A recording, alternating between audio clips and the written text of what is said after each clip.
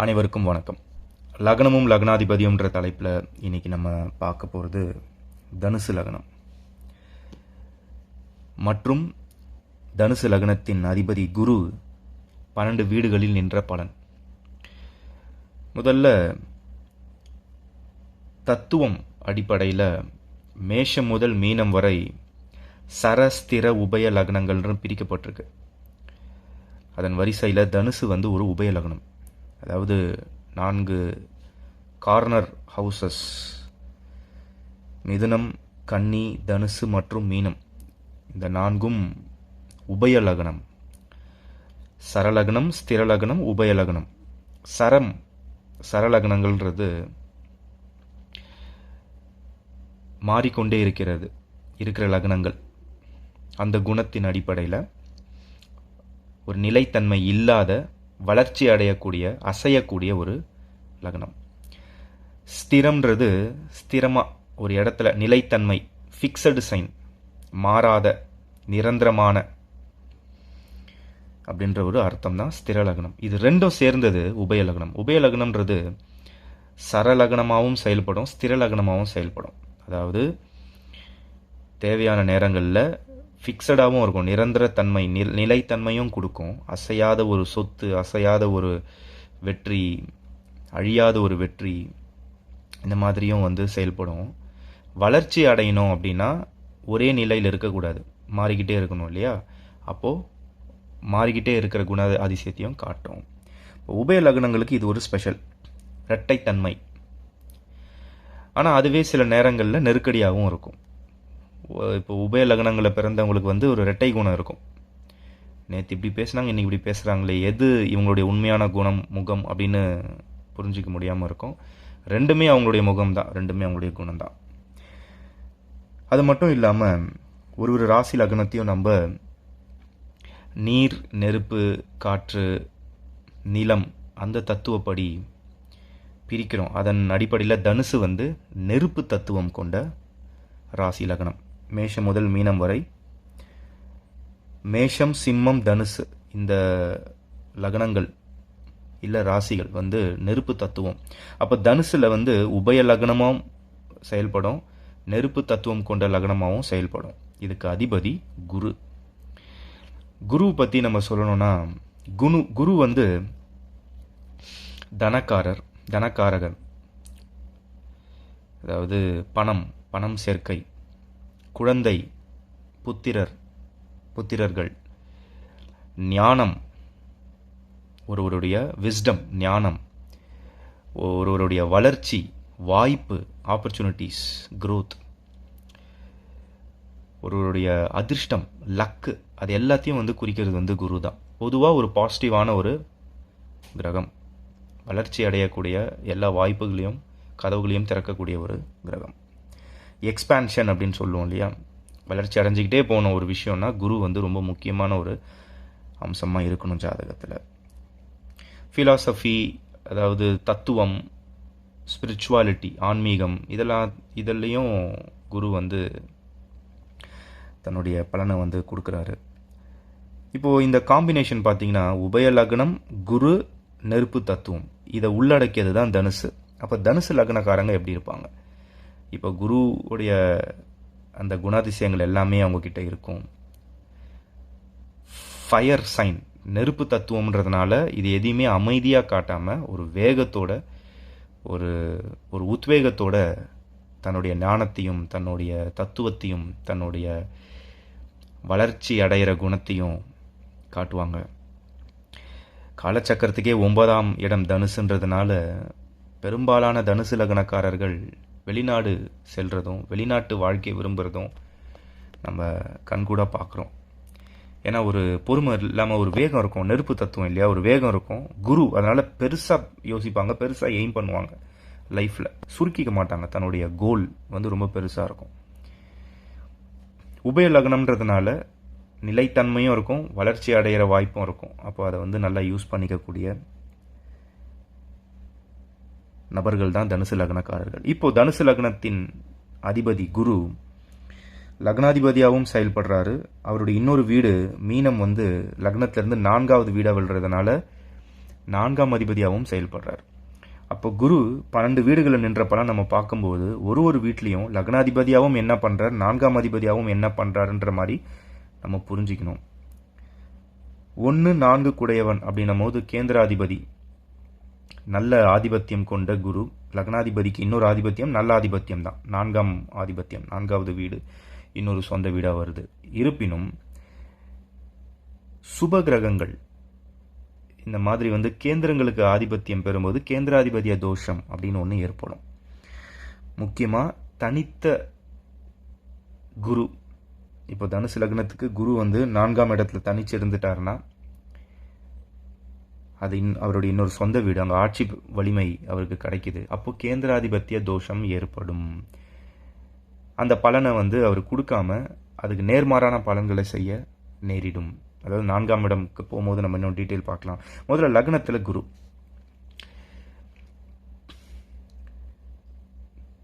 நேர்மையாக இருப்பாங்க, ரொம்ப எக்ஸ்பீரியன்ஸ் இருக்கும், எல்லா விஷயத்துலையும் ஒரு ஞானம் தெளிவாக இருப்பாங்க. லக்னத்திலேயே குரு அந்த பர்சனாலிட்டி, அந்த தனுசு லக்னத்திலேயே லக்னாதிபதி உட்காரும் போது அந்த குருவுடைய பர்சனாலிட்டி அதிகமாக இருக்கும் ஜாதகருக்கு. தெளிவான சிந்தனை, நாணம், எக்ஸ்பீரியன்ஸ், எல்லாத்துலேயுமே ஒரு எக்ஸ்பீரியன்ஸ் இருக்கும். ஃபிலாசபி, ரொம்ப தத்துவம் பேசுவாங்க. பேசும்போதே இதில் என்ன இருக்குது, இதை இப்படி யோசிச்சு பாரு அப்படி யோசிச்சு பாருன்னு தத்துவமாக பேசி கூட இருக்கிறவங்களுக்கான நல்ல வழியை சொல்லுவாங்க. நீண்ட ஆயுள், நிறைய நல்ல குணங்கள், யாருக்கும் தீங்கு விளைவிக்கணும்னு நினைக்காத குணம். ஆனால் ஒரு போட்டி இருக்கும், ஒரு ஆதிக்கம் இருக்கும். ஏன்னா ஃபயர் சைன், நெருப்பு தத்துவம்ன்றதுனால அமைதியாக இருக்க மாட்டாங்க. அந்த துருன்னு இருக்கிறது, அவங்களுக்கு பிடிச்ச விஷயத்த பண்ணுறது. லக்னாதிபதி ஸ்ட்ராங்காக இங்கே இருக்கிறதுனால கொஞ்சம் கர்வமும் வந்துடும். எனக்கு எல்லாம் தெரியும், நீ யார் சொல்கிறதுன்றதும் இருக்குது. இதில் நெகட்டிவ் சைடு கண்டிப்பாக தனக்கு தெரியாதது கிடையாது, நீ சொல்லி எனக்கு புரியணுமா, எனக்கு உன்னை விட அதிகமாக தெரியுன்றதை நான் காமிக்கிறேன் பார் அப்படின்னு ஃபிலாசபி பேசுறது. அந்த குணங்கள் வெளியே வரும். ஆனால் அவங்க ஒரு திமிரோட கர்வத்தோடு இருக்கிற மாதிரி அவங்க டிசர்விங்காக, அவங்களுக்கு பெரும்பாலும் எல்லா விஷயமும் தெரியும். அந்த ஒரு எக்ஸ்பீரியன்ஸ் எப்போவுமே லைஃப்பில் அவங்களுக்கு கிடச்சிக்கிட்டே இருக்கும். இவங்களுடைய கைடன்ஸ், இவங்க ஒரு நல்ல டீச்சராக, நல்ல மென்டராக, நல்ல ஒரு அதாவது குருவாக இருக்க முடியும். மற்றவங்களுக்கு நல்ல ஒரு அட்வைசராக, லீகல் அட்வைசராக, ப்ரொஃபஸராக, கவுன்சிலராக, இல்லை ஆன்மீகம் சார்ந்த துறையில், அதாவது ஒரு குருவா, ஆன்மீக குருவா, இந்த மாதிரிலாம் ஒரு தலைமை பதவியோட வாழ்க்கையை நடத்திட்டு போவாங்க. 4ஆம் அதிபதி லக்னத்தில் ஆட்சி பெறாருன்னும் பொழுது வீடு மன யோகம், வாகன யோகம், தாய் மூலம் கிடைக்கிற அனுகூலங்கள், சுகஸ்தானம் நல்லா ஸ்ட்ராங்காக இருக்கிறதுனால நல்ல வீடுமான யோகம், இருக்கிறதுக்கு இடம், தங்கறதுக்கு இடம்ன்ற மாதிரி சுகஸ்தானம் பலம் பெறும். குருன்றதுனால வாகனம் யோகம் எல்லாமே ஜாதகருக்கு உண்டு. இது ஒரு நல்ல பொசிஷன். 2ல் குரு, பொதுவாக 2ல் குரு தனஸ்தானத்தில் தனக்காரன். குரு 2ல் இருக்கிறது நல்லது அப்படின்றது ரொம்ப ஜென்ரலான ஒரு பலன். ஆனால் மகர ராசியில் குரு நீசம் அடைகிறார். தன்னுடைய வீக்கஸ்ட் பொசிஷன் 12 ராசிலேயே குருக்கு மகரம் தான். ஏன்னா அங்கே நீசம் அடைகிறாரு. அதோடைய ஆப்போசிட் கடகராசியில் உச்ச பவர் அடைகிறாரு. இப்போ மகரத்தில் நீசம், லக்னாதிபதி போய் நீசம் ஆகிறது எந்த வகையிலையும் சிறப்பில்லை. 2ஆம் இடம் அது ஒரு துஷ்டானம் கிடையாது. அதாவது 6ஆம் இடமோ 8ஆம் இடமோ 12ஆம் இடமோ கிடையாது. 2ஆம் இடம் தான் குருக்கு. அதாவது ஒரு சுபகிரகமான குரு 2ஆம் இடத்துல இருக்கிறது நல்லது தான் தந்திருக்கணும். ஆனால் ரொம்ப வீக்காக தரும். கெட்டது செய்யும்னு சொல்ல முடியாது. ஆனால் நல்லது நல்லதாக இருக்கான்றதே புரியாத அளவுக்கு கொஞ்சோண்டு நல்லது தரும். ஏன்னா லக்னாதிபதி நீசமாகிறாரு. அப்போது தன்னுடைய ஜீவன், தன்னுடைய வாழ்வாதாரம், அதுவே ஒரு டிபெண்டன்சி, ஒருத்தரை சார்ந்து வாழும், தன் குடும்பத்தை சார்ந்து வாழும் சூழ்நிலை ஜாதகருக்கு ஏற்படும். குடும்பஸ்தானம் இல்லையா, அங்கே போய் லக்னாதிபதி நீசமாகிறாரு. 4ஆம் அதிபதியாகவும் நீசமாகிறாரு. அப்போ வாகனம், வீடு, அது எல்லாமே ஒருத்தரை சார்ந்து இருக்கிறது, குடும்பத்தை சார்ந்து இருக்கிற சூழ்நிலை. பெரிதளவில் பணம் சேர்த்து வைக்க முடியாத சூழ்நிலை. சேர்த்து வைத்தாலும் அது ஒரு பற்றாக்குறை மாதிரி. ஏன்னா நீசம் வீக். கூட ஒரு வேளை வேறு ஏதாவது ஒரு சுபகிரகம் இல்லைன்னா 2ஆம் அதிபதியான சனி அங்கே ஆட்சி பெற்றுட்டாலோ பலன்கள் வந்து மாறும். ஏன்னா நீச்சபங்க ராஜயோகம் அமையும். இப்போ 2ல் சனி ஆட்சி. இப்போ குருக்கு வந்து இழந்த வலிமை திரும்பி கிடைக்கும். இல்லைன்னா இன்னும் சிறப்பாக இருக்கணும்னா அங்கே செவ்வாய் இருக்கிறது. 5ஆம் அதிபதி செவ்வாய் லக்னத்துக்கும் வந்து நண்பர். அவர் குருவுடைய லக்னத்துக்கு செவ்வாய் சூரியன் சந்திரன்லாம் நன்மை செய்யும் இல்லையா. அப்போ வந்து செவ்வாய், அதாவது அருள் அணி, ஒரே அணியிலை சேர்ந்தவர்கள் குரு செவ்வாய்லாம். இப்போ செவ்வாய் அங்கே உச்சம் பெறார் மகரத்தில். இவர் உச்ச வலிமையோடு இருக்கும்பொழுது நீச தன்மையில் இருக்கிற குருவை வந்து மீட்டெடுப்பார். இவருடைய பவரை அவருக்கு ஷேர் பண்ணுவார். அப்போ குரு வந்து இங்கே நல்லா வேலை செய்யும். அப்போ லக்னாதிபதி 4ஆம் அதிபதி பவராகி, அதாவது இழந்த வலிமையை திரும்பி பெற்று 5ஆம் அதிபதி தொடர்போட பூர்வ புண்ணிய ஸ்தானத்தையும் அந்த பலனையும் கொண்டு வந்து இங்கே சேர்ப்பாங்க. அப்போ குடும்பத்தில் நல்ல மகிழ்ச்சி, நல்ல பணம் சேர்க்கை, அதெல்லாம் வந்து குரு தசையிலையும் செவ்வாய் தசையிலையும் ஜாதகருக்கு நடக்கும். சனி தசை நடந்தாலும் நடக்கும். 3ஆம் இடத்துல குரு. 3ஆம் இடம், 3ஆம் வீடு, முயற்சி ஸ்தானம், தைரிய வீரிய ஸ்தானம், இளைய சகோதர சகோதரிகள், தன்னுடைய கைகளால் செய்கிற வேலைகள், கைகள், காது, கை, அதாவது ஒரு மியூசிக் போடுறவங்களோ எழுத்துத்துறையில் இருக்கிறவங்களோ, இது எல்லாமே அந்த 3ஆம் இடத்தை பார்க்கணும். இல்லை சினிமா இண்டஸ்ட்ரியில் வந்து directors, screenplay writers, story writing, இந்த மாதிரி நம்ம சொல்லிக்கிட்டே போகலாம். அதில் குரு இருக்கிறது வந்து இந்த தன்மையை வந்து அதிகரிக்கும். லக்னாதிபதியாகவும் போய் செயல்படுறாரு இல்லையா. அப்போ வந்து இனிஷியேட்டிவ்ஸ், புது முயற்சிகள் எடுத்துக்கணும்னு நினச்சிக்கிட்டே இருப்பாங்க. ஜாதகர் வந்து லக்னாதிபதி 3ஆம் இடத்துலேருந்து செயல்பட்டுக்கிட்டே இருப்பார். பிறப்பு முதல் இறப்பு வரை ஒரு புது முயற்சி, புதுசாக எதாவது ட்ரை பண்ணலாமே, இதை ஏன் இப்படி பண்ணக்கூடாது அப்படின்ற ஒரு எக்ஸ்பெரிமெண்டேஷன் வந்து லைஃப்பில் எப்போவுமே இருக்கும். தைரியம் அதிகமாக இருக்கும். ஒரு ஒரு நம்பிக்கை, ஒரு மனதைரியம், தைரிய வீரிய ஸ்தானத்தில் லக்னாதிபதி அது குருவாக இருக்கிறதுனால அது எக்ஸ்பேண்ட் பண்ணிக்கிட்டே இருக்கும். அந்த 3ஆம் இடத்து பலனை வந்து அதிகரிச்சுக்கிட்டே இருக்கும். இளைய சகோதர சகோதரிகளால் வாய்ப்புகள், வெற்றி வாய்ப்புகள்,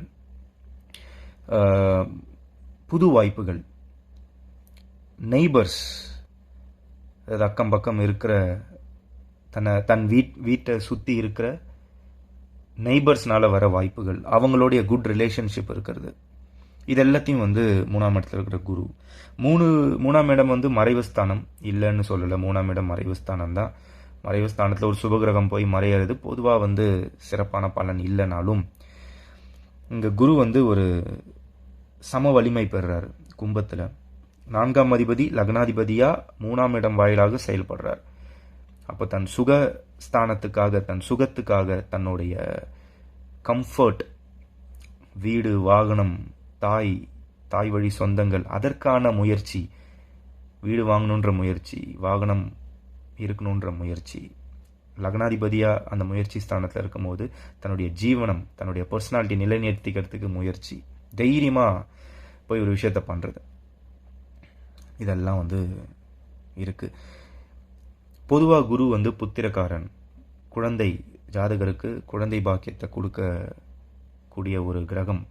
அது 3ஆம் இடத்துல இருக்கும் பொழுது ஒரு சின்ன மெனக்கெடல், ஒரு புத்திர சோகன்றதை விட ஒரு தடங்கள், இல்லை ஒரு தாமதம், அது வந்து அதுவும் சனி வீடுன்றதுனால அந்த டிலே, அந்த தாமதத்தன்மை வந்து வந்துடும். கொஞ்சம் எதிர்பார்த்ததை விட ஒரு 2 வருஷம் 3 வருஷம் டிலே ஆகுறதுலாம் வந்து அதுவும் இந்த இதுக்குள்ளே ஒளிஞ்சிருக்கிற ஒரு பலன்.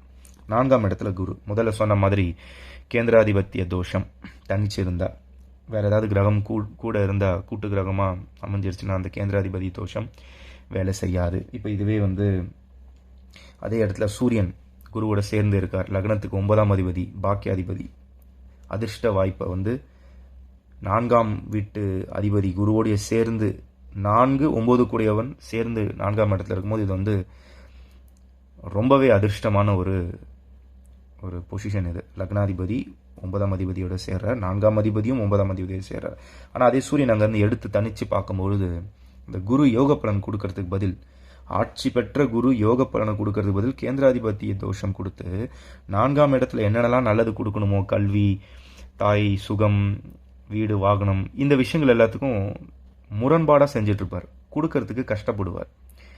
ஏன் அப்படி நடக்குது? நல்ல கிரகம் தன் வீட்லேயே இருக்குது, அப்புறம் ஏன் அது நடக்குது அப்படின்னா ரொம்ப நல்ல கிரகமாக இருக்குது. அதாவது அந்த பவர் வந்து ஓவர் பவராக இருக்குன்னு அர்த்தம். தனித்து உட்காரும் போது அது ஏற்கனவே நல்ல கிரகம், சுப கிரகம், நல்ல ஸ்தானம் பெற்று இருக்கு, சுபஸ்தானம், சுகஸ்தானம். ஸோ ஓவர் பாசிட்டிவ், ரொம்பவே நல்லது, அளவுக்கு மீறி. இப்போ நம்ம சூரியனை வந்து நம்ம நேருக்கு நேராக எவ்வளோ நேரம் பார்த்துட்டு இருக்க முடியும்? சூரிய ஒளி முக்கியம்தான், ஆனால் அது ரொம்ப ரொம்ப நேரம் நம்ம பார்த்துட்டே இருக்க முடியாதுல்ல. அந்த மாதிரி வந்து இதில் இருக்கிற நல்லது வந்து ஜாதகர் உணர்றதுக்கு பதிலாக அதை அவாய்ட் பண்ண ஆரம்பிச்சிடுவார். அது கிடைக்காத மாதிரி பலன்களே நடக்கும். ஓவர் கான்ஃபிடென்ஸில் ஃபோக்கஸ் பண்ண மாட்டார். வீடு இருந்தால் என்ன, வாகனம் இருந்தால் என்ன, அதை பற்றின ஒரு ஒரு ஆர்வமே இல்லாமல் போயிடும். அளவுக்கு மீறின ஒரு ஒளித்தன்மை அங்கே விழுந்துடும் கேந்திராதிபத்திய தோஷத்தில். வேறு கிரகங்கள் சேர்ந்தால் பலன்கள் மாறும். சூரியனோ செவ்வாயோ சேர்ந்தால் பலன்கள் நல்ல பலன்களாக இருக்கும். சுக்கிரன்லாம் சேர்ந்துட்டா கேந்திராதிபத்திய தோஷம் கிடையாது. ஆனால் இப்போ சுக்கிரன் இங்கே இருக்காருன்னு வைங்களேன், 6ஆம் அதிபதி 11ஆம் அதிபதி, 11ஆம் அதிபதியாக செயல்படும் போது நல்லது தான். ஆனால் ஏற்கனவே குரு ஆட்சி, சுக்கிரன் வந்து அங்கே உச்சம் மீனத்தில்.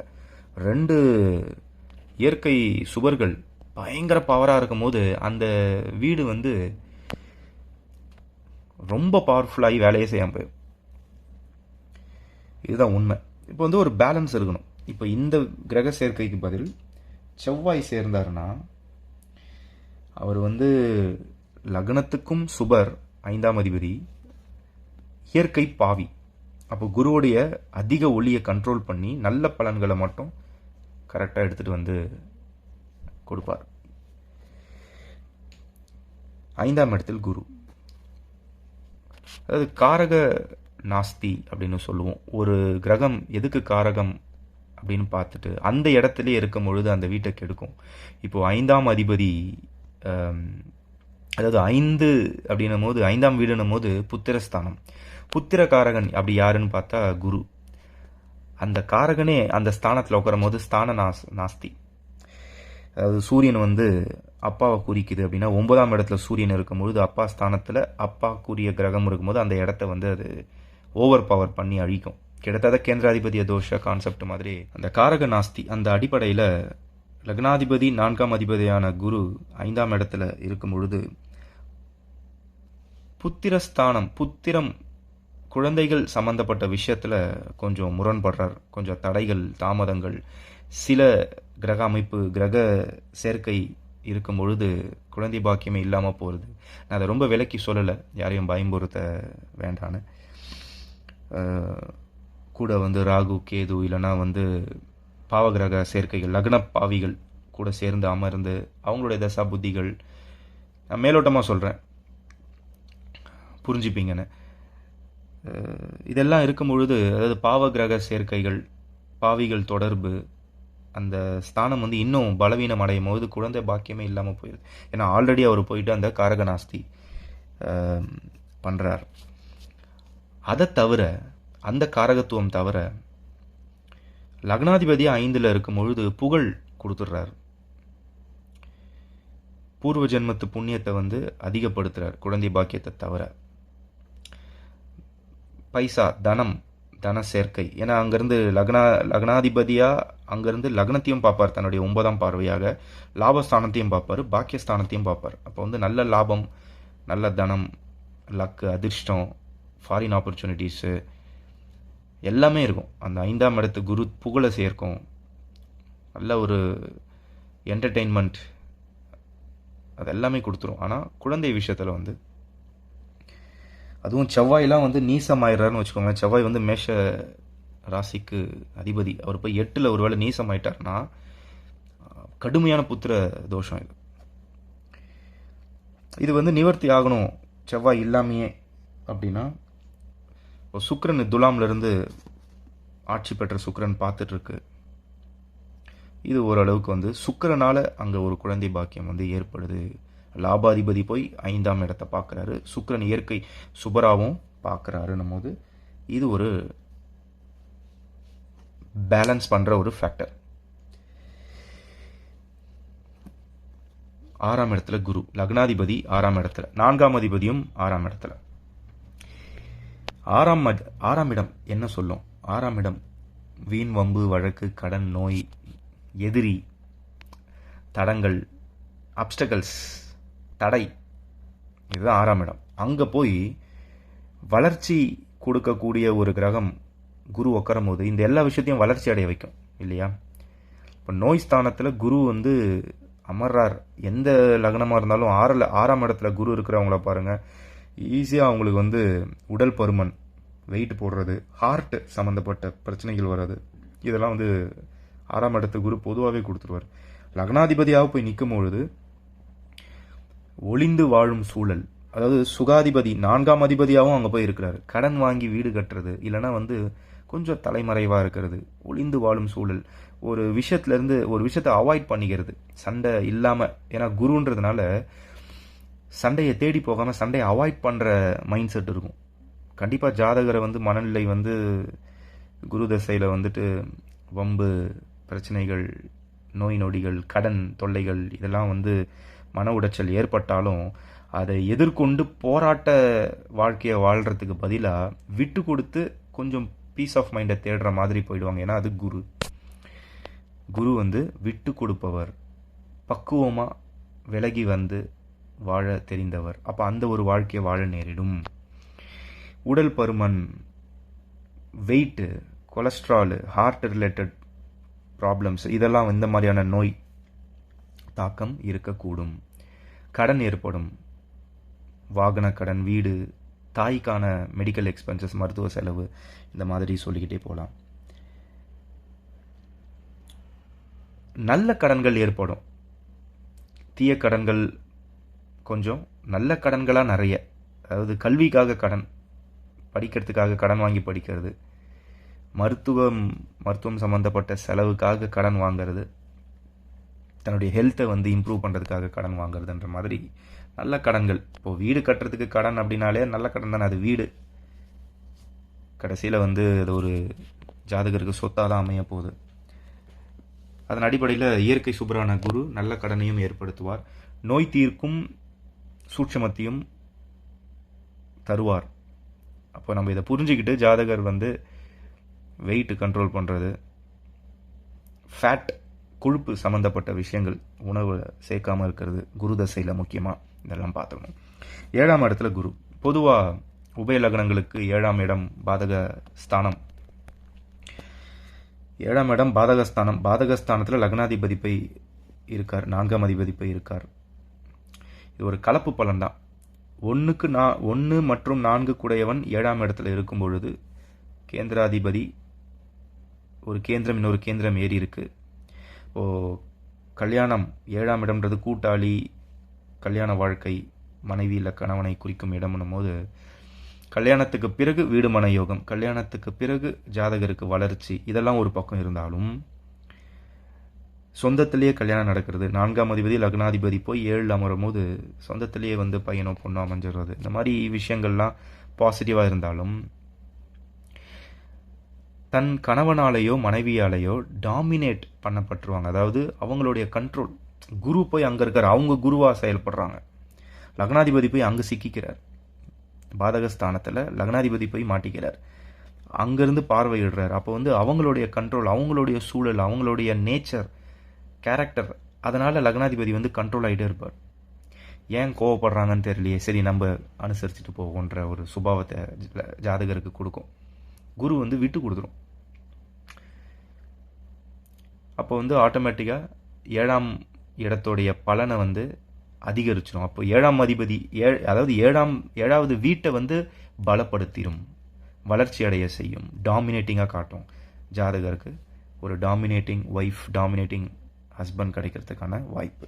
புதனுடைய இந்த மிதுனத்தின் அதிபதி புதனுடைய நிலை ரொம்ப முக்கியமானது. இப்போ நான் சொன்ன பலனில் இப்போ புதனே சிம்மத்தில் பாக்கியஸ்தானத்தில் இருந்தாலோ ஒரு பாதகாதிபதி தான், ஆனாலும் திரிகோணம் ஏறி இல்லை லாபஸ்தானத்தில் இருந்தோ, லாபத்தில் இருக்கும் பொழுது இருதார தோஷம் அதெல்லாம் ஏற்படும். ஒரு 5ஆம் இடத்துலையோ இல்லைனா 9ஆம் இடத்துலையோ இல்லை லக்னத்திலேயோ பரிவர்த்தனை அடைந்தோ இல்லை 10ல் உச்சமாயோ இந்த மாதிரி ஓரளவுக்கு ஒரு நல்ல பொசிஷனில் புதன் இருந்தால் இந்த தன்மை வந்து கொஞ்சம் ஜாதகர் கண்ட்ரோலில் இருக்கும். இல்லைனா ஓவர் டாமினேட்டிங்காக ஓவர் கண்ட்ரோல் எடுத்துக்கிற மாதிரி, கூடவே பிரச்சனையும் கொடுக்குற மாதிரி. இப்போ புதன் 6ஆம் இடத்துல போயிடுச்சு, பாதகாதிபதி மறைஞ்சிடறார், பாதகம் இல்லை, ஆனால் 7ஆம் அதிபதியும் மறைகிறார், வீண் வம்பு பிரச்சனை கணவனோடவோ மனைவியோடவோ, இந்த மாதிரி கலப்பு பலன்கள் தான். குரு தனிச்சிருந்தாலும் சரி, புதனோட நிலை எங்கே இருந்தாலும் சரி, கலப்பு பலன் தான் இது. நண்பர்கள் மூலம் அனுகூலம். 7ஆம் இடம் கூட்டாளிகள், நண்பர்களை குறிக்கொன்றதுனால நிறைய ஃப்ரெண்ட்ஸ் இருப்பாங்க ஜாதகருக்கு. ஃப்ரெண்ட்ஷிப்புக்கு ஒரு முக்கியத்துவம் கொடுப்பார், ஃப்ரெண்ட்ஸ்கிட்டையும் கண்ட்ரோலில் இருப்பார். அப்போ அது ஆட்டோமேட்டிக்காக ஒரு நல்ல ஒரு ஃப்ரெண்ட் ஜோனில் பிஸ்னஸ் பார்ட்னர்ஸாக இருக்கட்டும், ஆஃபீஸில் ஃப்ரெண்ட்ஸாக இருக்கட்டும், நிறைய ஃப்ரெண்ட்ஸ் சப்போர்ட் கிடைக்கும். 8ல் குரு, இது ஒரு விசித்திரமான ஒரு பொசிஷன் இது. அதாவது குரு தனிப்பட்ட முறையில் பார்க்கும்போது கடகத்தில் உச்ச வலிமை அடைகிறார். குரு உச்சம், ஜாதகத்தில் குரு உச்சம் அப்படின்னு சொல்லிக்கலாம். ஆனால் லக்னாதிபதி மறைவு ஸ்தானத்தில் உச்சம் அடைகிறார், 8ஆம் இடத்துல உச்சம். இது என்ன சொல்லுதுன்னா, இப்போ லக்னாதிபதி உச்சம் அடைகிறது ஒரு நல்ல ஸ்தானத்தில் தானே இருக்கணும் இயற்கையாகவே. அதாவது காலச்சக்கரத்திலேயே தனுசு லக்னத்துக்கு 8ஆம் இடத்துல போய் லக்னாதிபதி உச்சம் அடைகிற மாதிரி அமைஞ்சிருக்கு.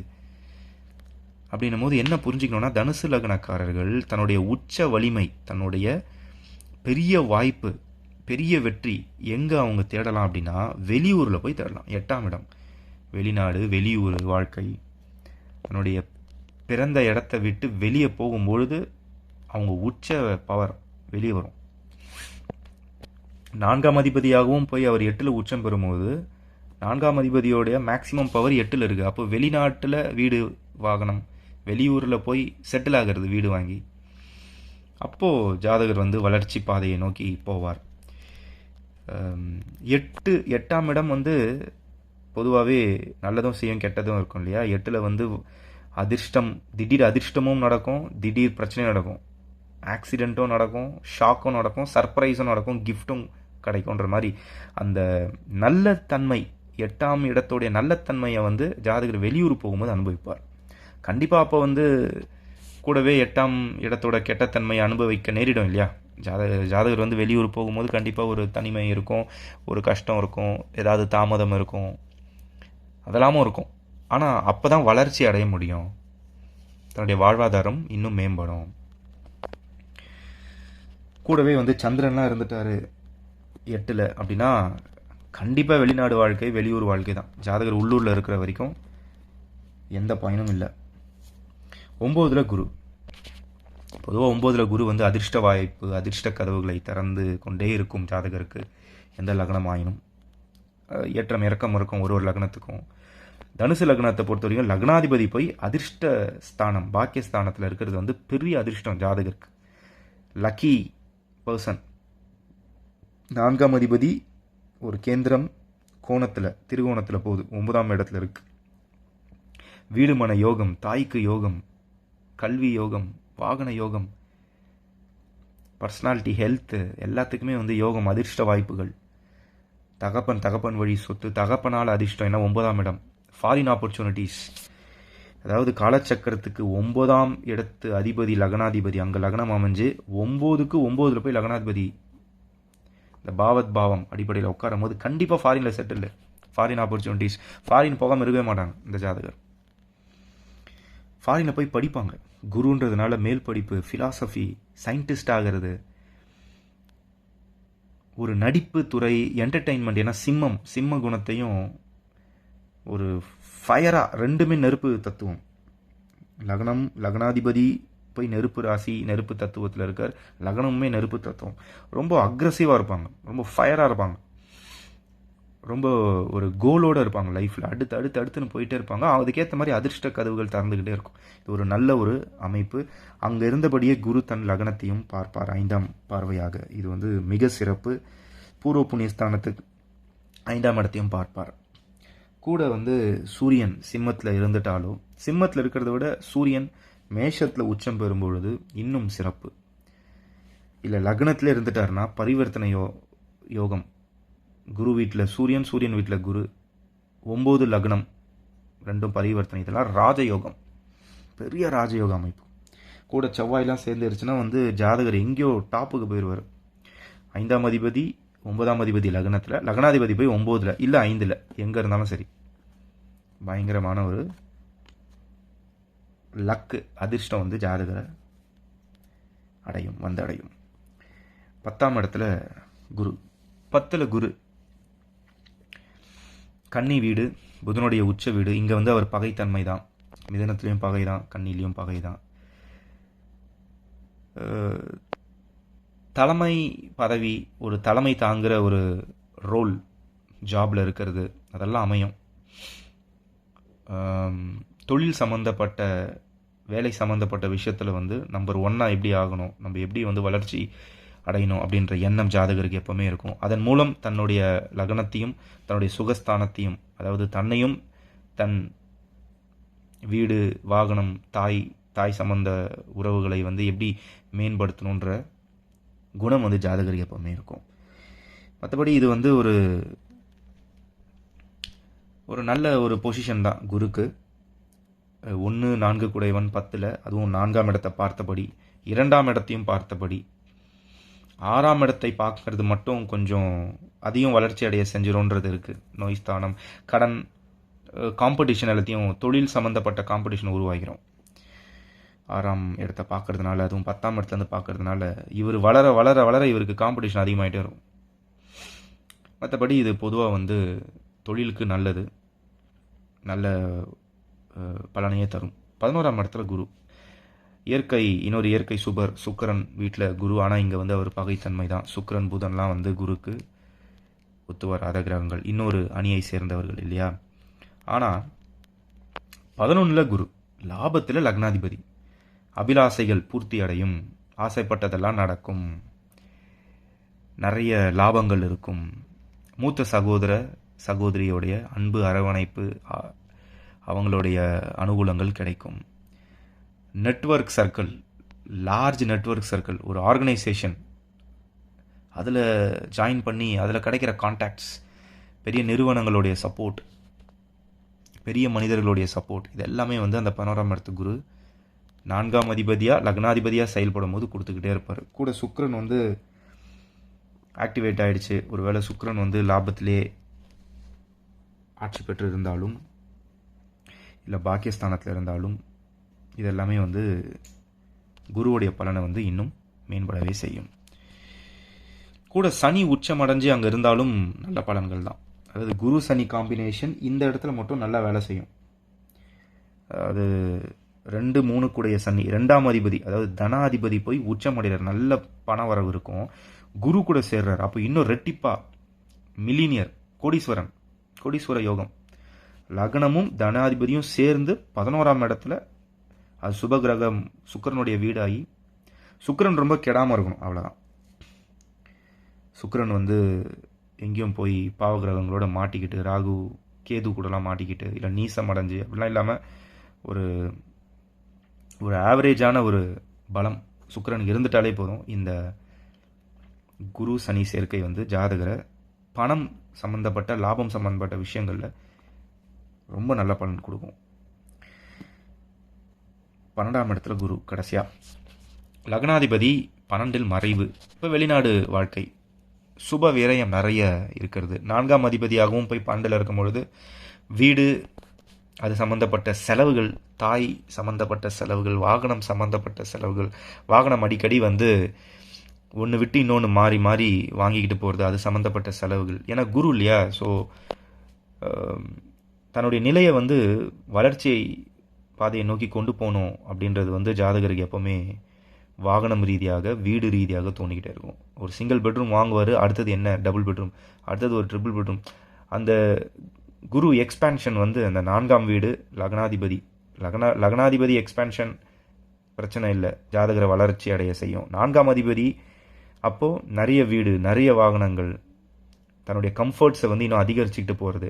அது நல்ல பொசிஷனில் குரு இருக்கும்போது நல்ல விதமாக நடக்கும். 12ஆம் இடத்துல இருக்கும்போது அது சம்மந்தப்பட்ட செலவுகளும், அதனால் ஏற்படும் தனிமையும், வெளிநாட்டு வாழ்க்கையும், இல்லை தண்டனைகளும் கிடைக்கும் சில நேரங்களில். ஏன்னா 12ஆம் இடம்ன்றது தண்டனையும் குறிக்கிற இடம். சுப விரயங்கள், குரு சுபகிரகம் இயற்கை சுபர்ன்றதுனால சுப விரயங்கள் நிறைய இருக்கும் ஜாதகருக்கு. இப்போ குரு தசைலாம் நடக்கும்பொழுது வந்து செலவை அப்படியே குறைச்சிக்கணும். முக்கியமாக வீடு வாகனம் தாய் சம்மந்தப்பட்ட செலவுகள் ஆடம்பர செலவுகள் இல்லாமல் பார்த்துக்கணும். ஆடம்பரம்ன்றதை விட தன்னுடைய நிலையை மேலோங்கி எடுத்துகிட்டு போகணுன்ற எண்ணத்தினால ஏற்படுற அன்னெசரி தேவையற்ற செலவுகள் அதை வந்து குறைச்சிக்கணும் ஜாதகர். கூட இப்போது செவ்வாயெல்லாம் இங்கே ஆட்சி பெற்று அமைஞ்சிட்டார் அப்படின்னா ஜாதகருடைய குழந்தை ஸ்தானத்தின் அதிபதியும் 12 போய் ஆட்சி பெறார். அப்போ வந்து கண்டிப்பாக வெளிநாட்டு வாழ்க்கை, அங்கேயே வந்து குழந்தை பிறப்பு, தன்னுடைய ஜாதகருடைய குழந்தை அங்கே பிறந்து வளர்றதுன்ற மாதிரி. கூடவே இப்போ வந்து சூரியனும் இருக்கிறாருன்னு வச்சுக்கோங்களேன். ஜாதகருடைய தகப்பனே 9ஆம் அதிபதியே அங்கே இருக்கார். அப்போது வந்து ஜாதகருடைய தகப்பன் முதல்ல வெளிநாடு போய் அங்கேயே ஜாதகரும் வளர்ந்து ஜாதகருடைய குழந்தையும் அங்கேயே பிறந்து இந்த மாதிரி பலன்கள் வந்து ஏற்பட்டுரும். கிரக சேர்க்கைகள் வந்து பலன்களை வந்து இங்கேருந்து இந்த பக்கம் மாற்றி விட்டுரும். தனிச்சு குரு இருந்தால் என்ன பலன் நம்ம பார்த்துருக்கோம். ஒரு வீட்லேயுமே பல கிரகங்கள் சேரும் பொழுது பலன்கள் வந்து எக்ஸ்ட்ரீமாக மாறும். நல்லதை நோக்கி நிறையவோ இல்லை கெட்டதை நோக்கி நிறையவோ போகும். இப்போ கூடவே இங்கே வந்து ராகு இருக்காருன்னா கண்டிப்பாக ஃபாரின் செட்டில்டு, இளம் வயதிலேயே வந்து ஃபாரினுக்கு எடுத்துகிட்டு போகும். அது ஒரு ராகுதசை நடக்குதுன்னா ராகுதசை முடிஞ்சு குருதசை நடக்கும் பொதுவாகவே இல்லையா. இப்போ ஜாதகர் வந்து இப்போ வந்து ஒரு மிருகசீஷ நட்சத்திரத்தில் பிறந்திருக்கார். அப்போ சின்ன வயசில் செவ்வாய் தசை கடந்து அடுத்தது ராகு தசை ஆரம்பிக்கும் பொழுதே ஃபாரின் ஆப்பர்ச்சுனிட்டிஸ், படித்து முடிக்கும் பொழுது காலேஜ் போகும்போதே ஃபாரினில் போய் படிக்கிறான்வார். அங்கேருந்து அப்படியே செட்டில் ஆகிடுவார். ஃபாரின்லேயே செட்டில் ஆகிறது, அப்படியே வேலை வாய்ப்பு. லக்னாதிபதியாகவும் அங்கே விரயத்தில் இருக்கும் பொழுது கண்டினியூஸாக ஃபாரின் லேண்ட்ஸ்லேயே வந்து தன் வாழ்க்கையை வந்து அமைச்சுப்பார் ஜாதகர். இந்த மாதிரி ஒரு கிரக சேர்க்கையும் ஜாதக பலன்களை மாறும். இப்போ நம்ம வந்து 12 வீடுலேயும் குரு நின்ற பலனை பார்த்துட்டோம். தனுசு லக்னத்துக்கு ஏதாவது உங்களுக்கு கொஸ்டின்ஸ் டவுட்ஸ் இருந்ததுன்னா கமெண்ட் செக்ஷனில் போடுங்க. உங்களுடைய கமெண்ட்ஸ் நீங்கள் ஷேர் பண்ணுங்கள். Most welcome. வீடியோவை லைக் பண்ணுங்கள், சப்ஸ்கிரைப் பண்ணுங்கள், சேனலுக்கு சப்போர்ட் பண்ணுங்கள். இன்னொரு காணொலியில் உங்களை சந்திக்கும் வரை நன்றி.